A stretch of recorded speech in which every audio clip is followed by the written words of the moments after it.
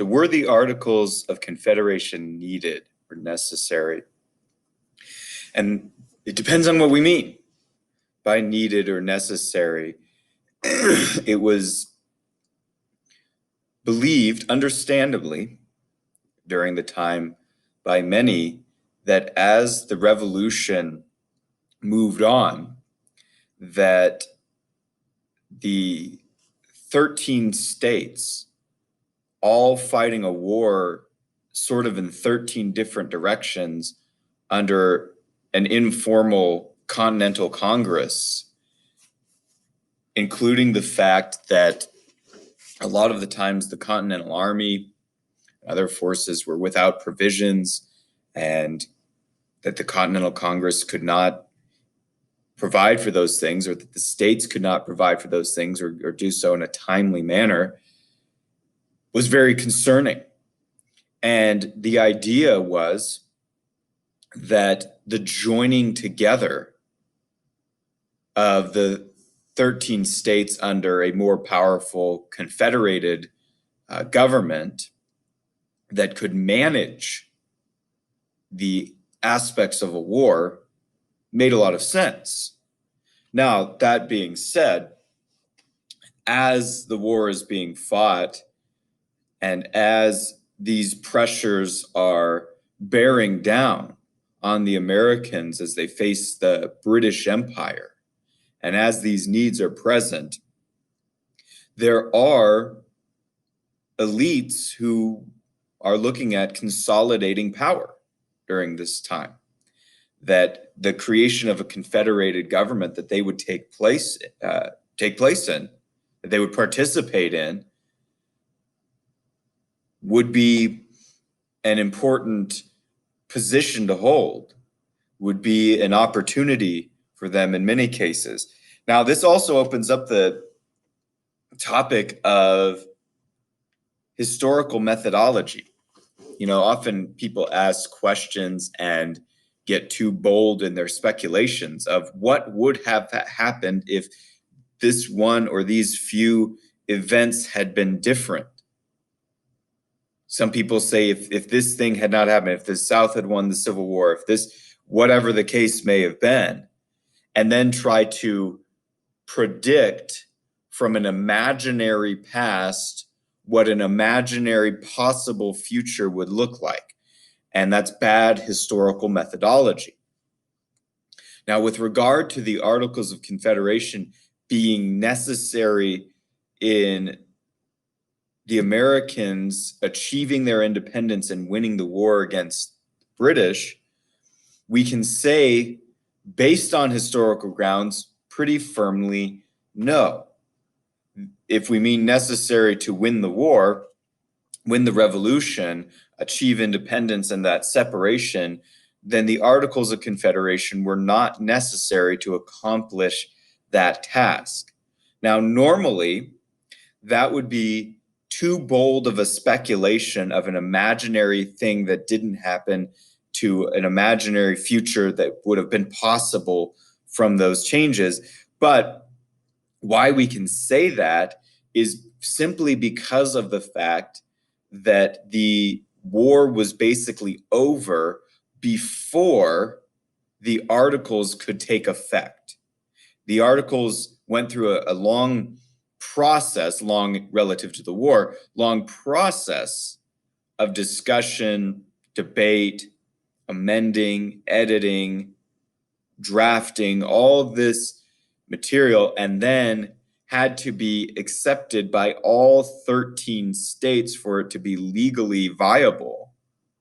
And by the time that happens, the American Revolution has basically come to a close, even though the official document of the Treaty of Paris, which ends the war, recognizes American independence from the British government and brings to the whole situation to a peace treaty, won't be until 1783. But Rothbard writes, the myth abounded that formal confederation was necessary to win the war, although the war would be virtually won by the time the confederation was achieved. Now, think about the fact that the pressures of war, the pressures of winning a revolution, and the need of that particular situation are the context in which the articles are created. Would the states, as we have seen, very suspicious of Confederation in general, would the states have accepted the articles at all, or would they have accepted them as written without the pressure of the American Revolution? The pressure of external circumstances, you can think in our own personal lives, creates opportunity for making decisions in the most desperate time. And the decisions can be rash or they can be dramatic based on the urgency of a situation, but they may not always be the right decision once normal circumstances have resumed. But once this was accepted, in a sense, there was no going back. Now, the states could exit this confederation, and they eventually do, obviously, with the Constitution. However, now the things have been set in motion in the direction of a arguably a more modern nation state type of government system rather than an informal confederation of independent states. And so the step had been moved forward in that direction, and now power is going to continue to consolidate at that more national level, leading to and extending from the later Constitution. So it starts here during the states, during the Revolution, that the states start to accept that in order to get out from the centralized government of Britain, they start to accept a weaker centralized version between their states. Now, the Articles of Confederation are nothing like what power the British government has, but the Constitution will go far beyond powers it extends to a national government. Here's some of the historical information. The Articles were drafted in 1777, so following 1776, right, the Declaration of Independence. They were not fully ratified, meaning not all the states gave their full legal acceptance of the document until 1781. The Revolution had basically ended by October 19th, 1781, the surrender of Cornwallis at Yorktown to George Washington. Once Cornwallis was defeated, the war, for all intents and purposes, was over, except for the formalized recognition of Britain and the peace treaty. But once Cornwallis, the most experienced and most advanced general of Britain, had been defeated, the war they knew was done. And so the articles get accepted, but before they can even take effect, Cornwallis is defeated and the revolution, except for the paperwork, is over. Now, the radicals, who we'll talk about next time, these different factions, but the radicals, who were the ones who were the principled despisers of all forms of centralized power, whether it was Britain, they distrusted it as at home as much as they did abroad. And they recognized that power in government couldn't be trusted.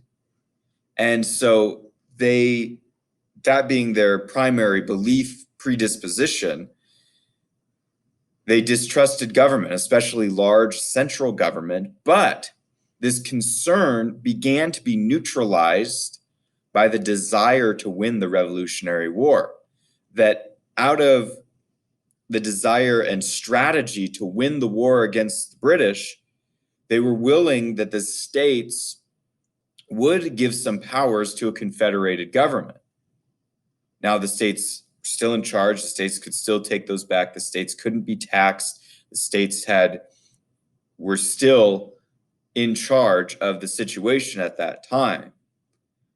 However, there's going to be a movement that says that the Articles government is not powerful enough. A national government that's able to tax the states, that's able to coerce the states, that's able to have the final say over the states should be created. And it eventually is within the Constitution. However, the war itself had virtually been fought and won by the states informally, that we're not formally united, we're not one nation, we're not one government under the informal Continental Congress, just the gathering of delegates from the states.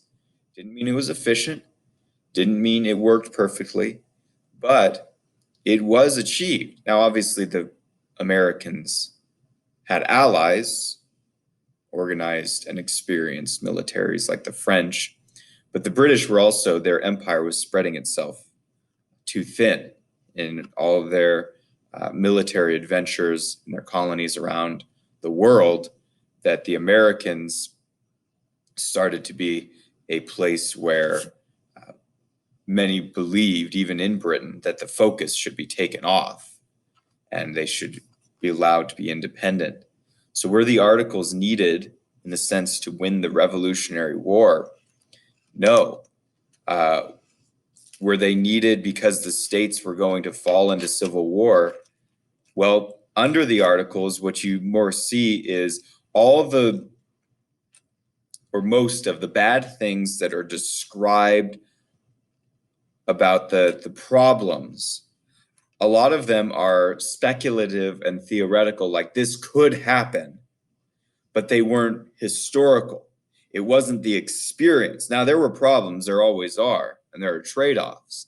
However, the government of the Articles and the states, the problems that were predicted did not necessarily emerge, even under that about decade, under the time of the Articles of Confederation.